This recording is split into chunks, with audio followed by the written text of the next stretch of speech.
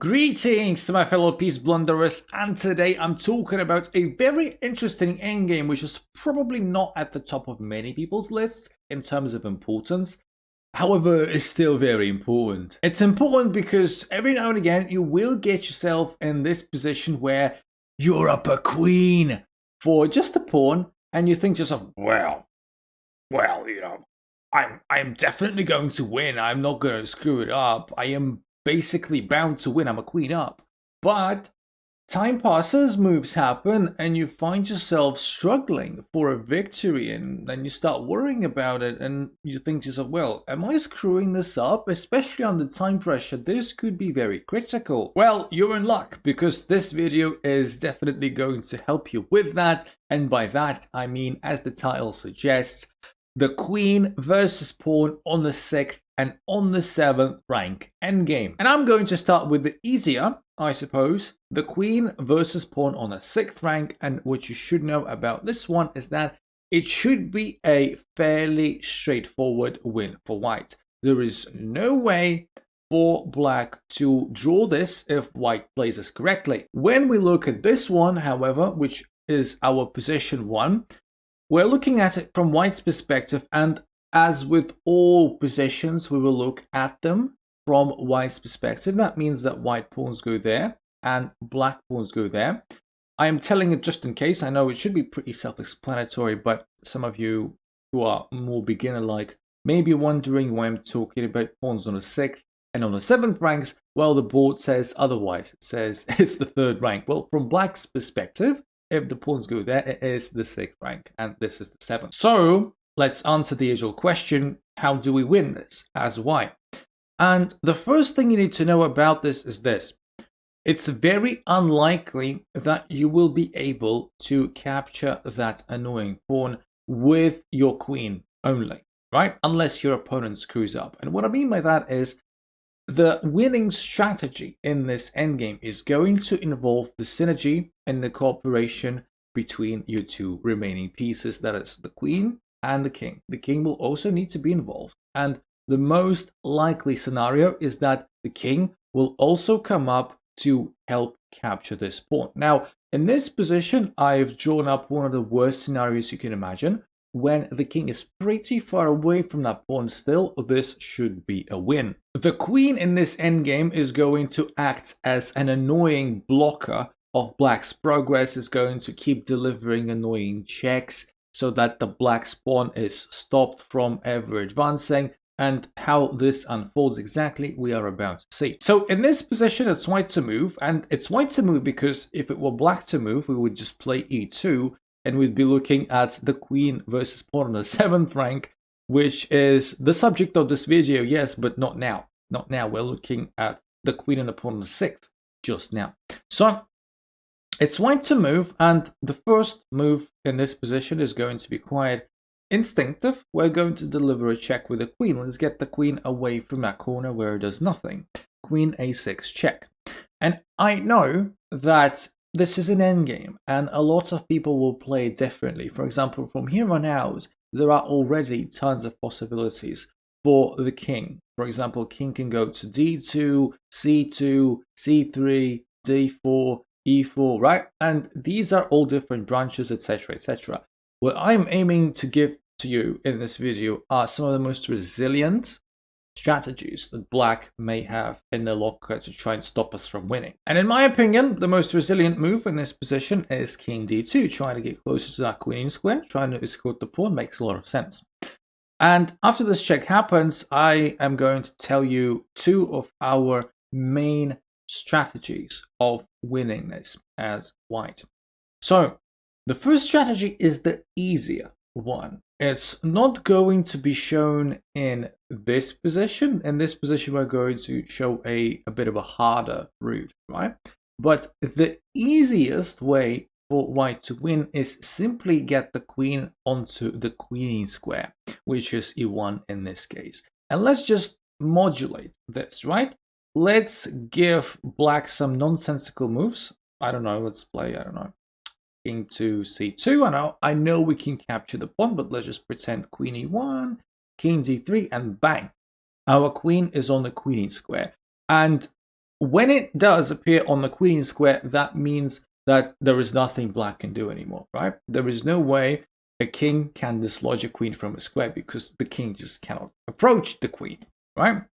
And as soon as the queen lands on a queen square, you're golden, right? This is your dream scenario. Nothing can ever happen. We're just going to push the king forward. I don't know, something like king d4, trying to hold on to the pawn. We don't need to move the queen anymore. Doesn't matter. We play with the king. So king c6, we're approaching it. King d3, king d5, getting the opposition, and the king is in a bit of trouble. The only move is king c2, and now we just do this. We approach the pawn, and we're going to capture it. Very easy. King b3, check, easy win. So whenever you can get a chance to get your queen onto the queen square, it is the best option for you. And I don't want to waste too much time on it because it is really easy to win once you get to do that. This is not the subject of this video. I want to look at some other more difficult stuff. Just remember about that queen and the queen square thing.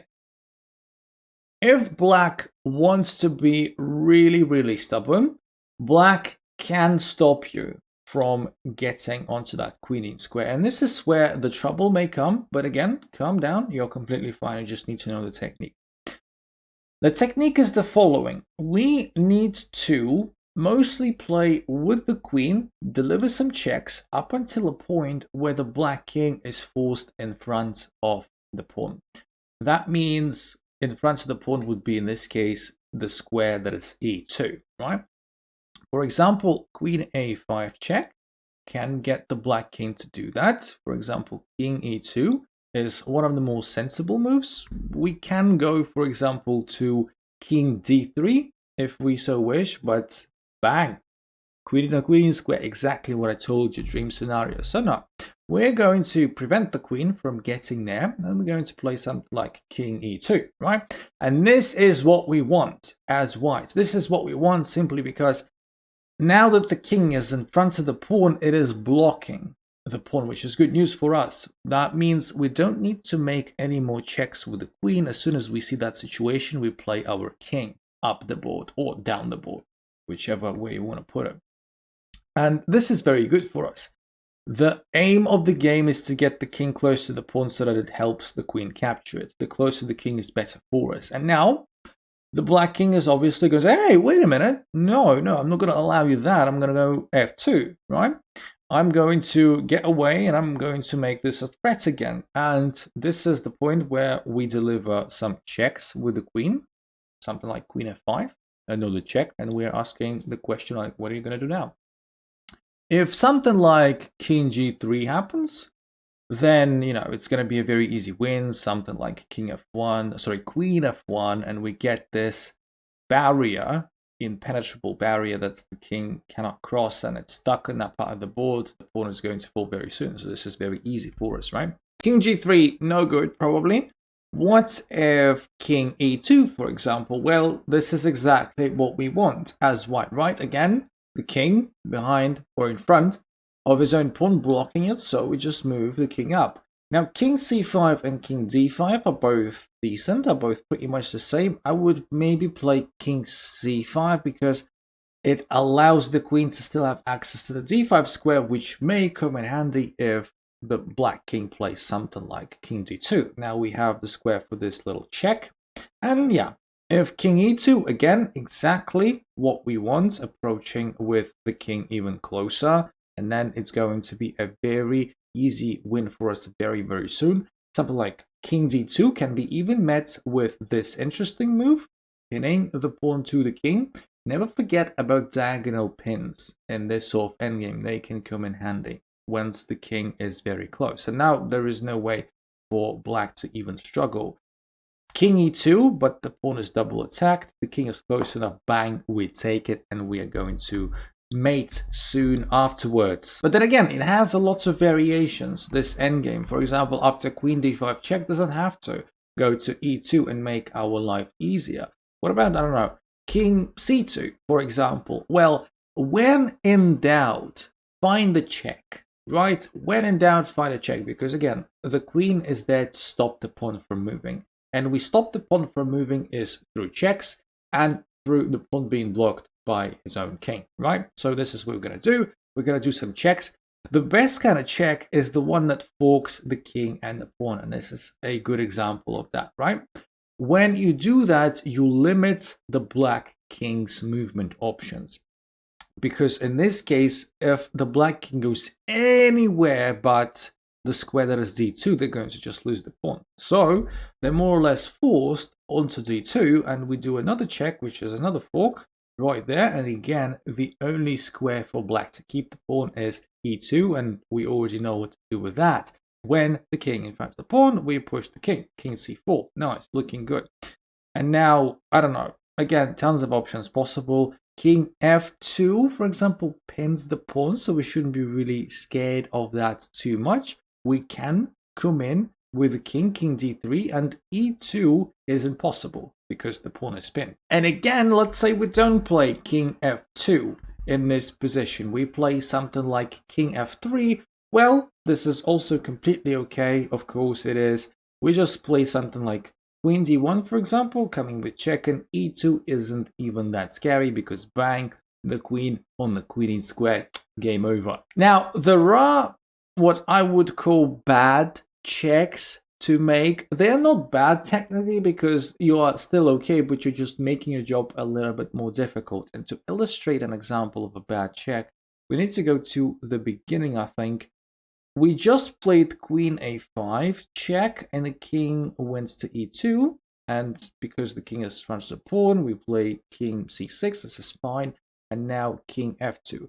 Now, a bad check, what I would call, is the check that allows the black pieces to get the pawn on the 7th rank, and that is, for example, queen to a2. All of these horizontal checks, they can backfire because now the black king doesn't have to run away, can block with a pawn. This is still winning for white, to get me wrong. This is still winning. In some positions, it is not winning, though. I'm about to explain that in a minute. Just bear with me. But you don't need to do this. You don't need to complicate things. The pawn on the 6th is easier to win than the pawn on the 7th, and you just enabled your opponent to move a pawn one square closer. So don't do that. And now we are slowly traveling to the queen versus pawn on a 7th rank territory. And this is getting a little bit tricky. There is some good news and there is some bad news. The good news, and it's very good, I promise you, is that the technique, the essence of the technique, the principles, is going to be very, very similar, right? We are still going to be making checks with the queen and forcing the black king in front of the pawn and moving our king closer to the pawn. This is still very, very relevant to us. The bad news, though, is also quite bad. Is that not every queen and pawn on the 7th is winning for the side with the queen. And it is surprisingly dependent on which pawn it is. And to illustrate that, I'm going to show you position number 2, and this is the pure queen and pawn on the 7th. It's white to move again, of course, because if it was black to move, they would just queen, and it's no longer a queen and pawn on the 7th endgame.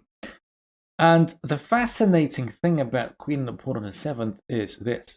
This position, as I'm showing you right now, is winning for white still. This is completely okay. In some ways, it is very similar to this one that I just showed you when I was explaining to you an example of a bad check. I told you this is still winning, but we just made a little bit of a mess of it, right? So this is okay. This is fine. However, a small alteration in the position, which is this one, just moved the king and the pawn one square to the right, and this is a draw. This is a draw. This is a win. This is a draw.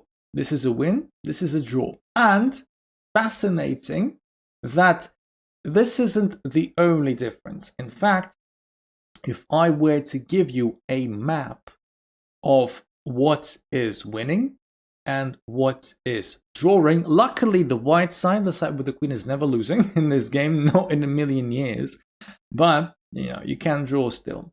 The map looks like this. Now, the blue squares are the ones where the white side, or the side with the queen, wins, right? So if the black pawn is on a B file, on a D file, on an E file, or on a G file, these are winning variations for white. So basically the knight pawn, the queen pawn, the king pawn, and another knight pawn. At the same time, we can see that the yellow squares are the ones where black manages to draw, and that is the rook pawns and the bishop pawns. And again, this is absolutely fascinating, and this is exactly why the E pawn, the position I was showing you right here, is a win, and the F pawn, the bishop pawn, is a draw. And that is why, by the way, if we come back to this one final time, it can be very dangerous to give these horizontal checks, because in this position, again, for like a fifth time, white is winning, but purely because this is a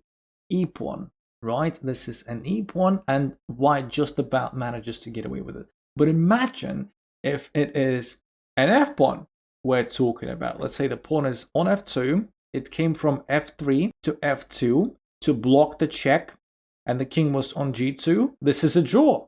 This is just a draw. We've got a queen and a pawn on the 7th, and the pawn is the good pawn for black to draw. Anyway, let's come back to our winning position right here. And again, it is winning because the pawn is the E pawn. And like I said, the strategy is going to be more or less the same for us, right? We're going to get the black king in front of the pawn. We're going to do that with checks, starting with queen e5 check. Very self-explanatory, seems to fit the bill perfectly. And there are a multitude of moves with the king, as you can see. There are like 6 moves. Let's say the most resilient probably is king d1. Closer to the promotion square, still protects the pawn. And we, when in doubt, check with queen d5, right? Seems good. If king e1, we got what we wanted. The king in front of the pawn, so we move our king up. King c6, nice. If not, if wants to be a bit more resilient, king c2 perhaps. This is what's that arrow doing there? Get out. Get out! Jesus Christ. King c2, again, when in doubt, check.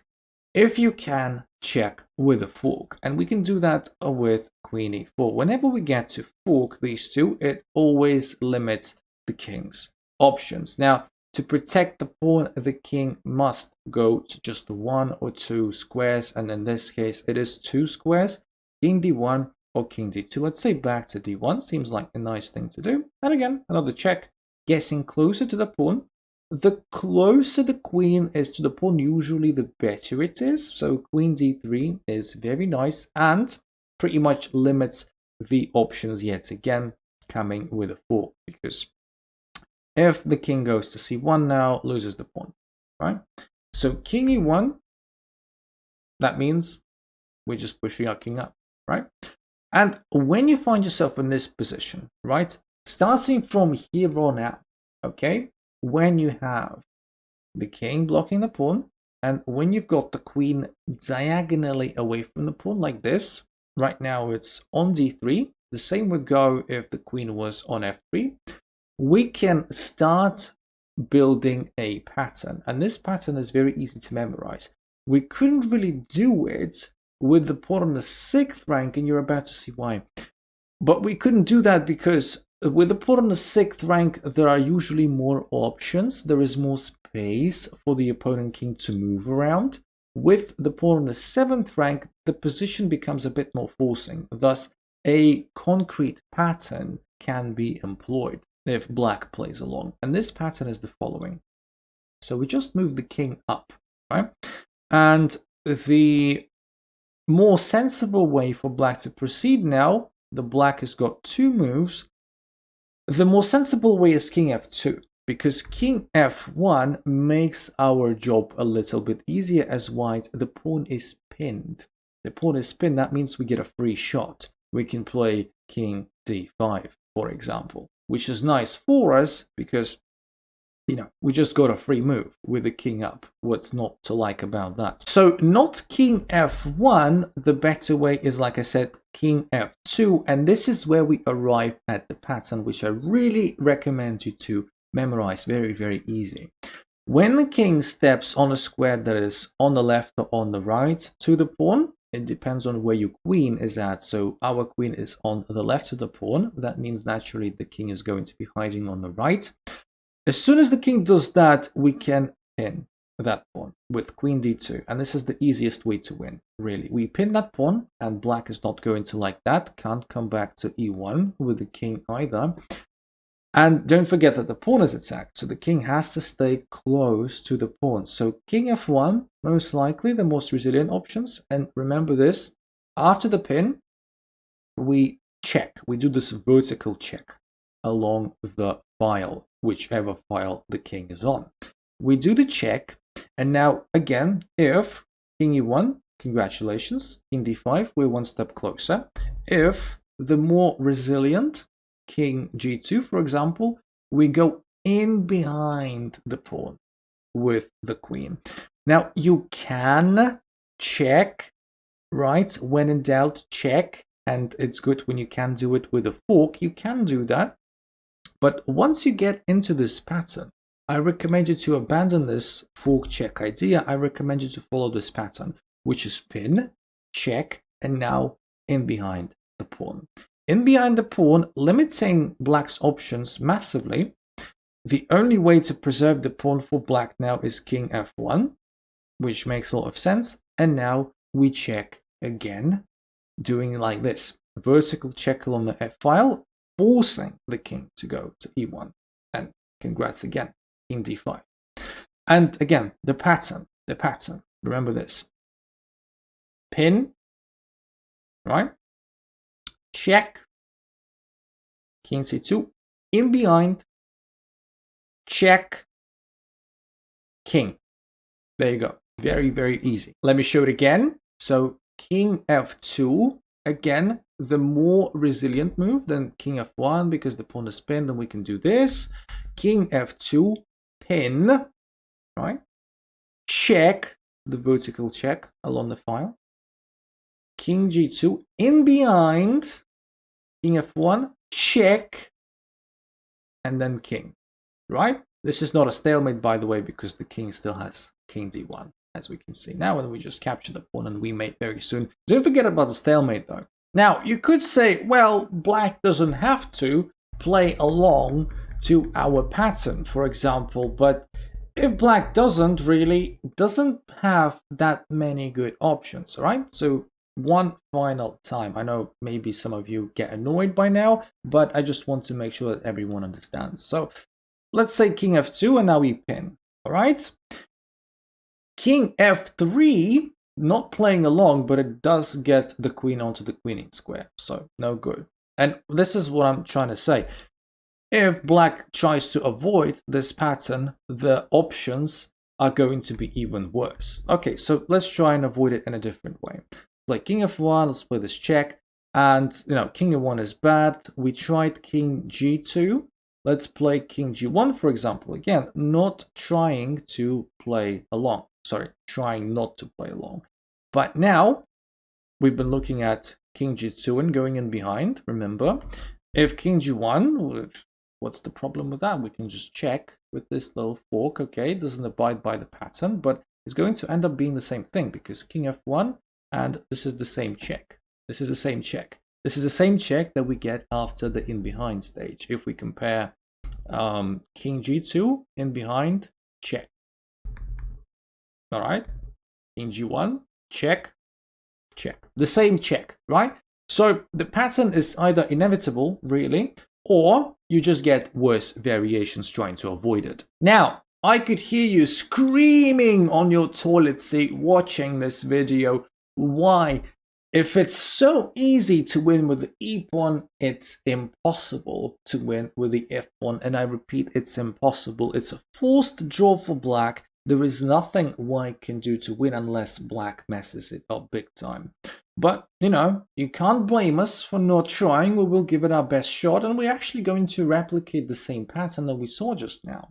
We're going to start with delivering some checks with the queen, just trying to get closer to the pawn with the queen. That's all we want. And the king is also trying to be as resilient as it gets, not playing king f1, playing king d2 instead. Check when in doubt. If you can fork, that's even better.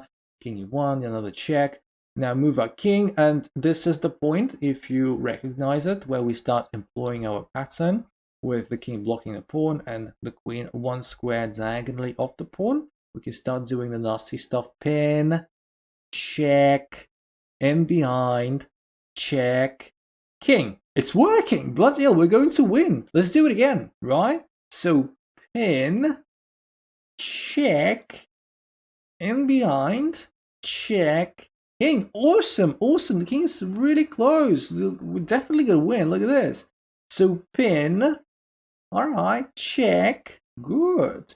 In behind, check, king h1. King h1. And if you take it stalemate, bang, booyah. We got that one. Yes, draw. Nice. This is exactly the trick that I was talking about. At the right time, you can go to the corner of the board with your king and basically say, okay, I give up that pawn. What next? You can't take it because it's stalemate. You can't do it. And granted, we could have done this a long time ago, right? I was just, showing off. But we could have played king h1 a long time ago. We didn't have to, go through all of these patterns. For example, let me find the moment where we could do it. So let me just go back. This is where we employed our pattern for the very first time. Again, in behind. So check. And we could go to h1 right now as well. It doesn't matter. It doesn't. Takes the pawn stalemate either way. And this is the key difference, because it's the bishop pawn, because it's the f pawn and the c pawn. They are closer to the corner of the board, which means that we at some point can get the king in the corner and force a stalemate. And if you ask me, well, okay, so let's come back to this very original position where we had the king really close and we've just played king to h1. Well, how is the white pieces supposed to do anything else rather than taking? Well, is there any other option? I mean, not really. I mean, you can try and deliver some checks. I don't know, queen h3. We're just simply gonna go back to g1. Not a big problem. And yeah, it's impossible to get the king away from the pawn. Well, you can do it. You can do it, as we saw many times. But yeah, it's going to be either stalemate or we just can't capture the pawns. Like, I don't know. This check, and again, we go to h1, and it's, the same shtick. And to finish it all off, let's look at the rook pawn endgame. And as with many rook pawn endgames, they are just the easiest draws ever. The black king just never leaves the corner, and that's pretty much it. We can try to do something with white, of course. We can do this little cheeky check with king b6, discover check, but black king is just chilling. All right, so when in doubt, check. Okay, king h1, and now you have to kind of move your queen, because if you don't, king c5, it's stalemate because the king's got no squares. And this is the main problem with the rook pawn endgame with the queen and pawn on the 7th, because even the most desirable situation that we usually have as the side with the queen, when the king is in front of his own pawn, it's usually good for us. And this position is actually bad for us because it's causing stalemate. We can't move our king up. Simple. And okay, so we're going to try something else. We're going to try maybe deliver this check. King g1. Okay, just nothing that white can do. Any checks that white can possibly think of. Queen d1, trying to take the h1 square away. Okay, so king g2, not a big problem. If you move your king up, I just queen.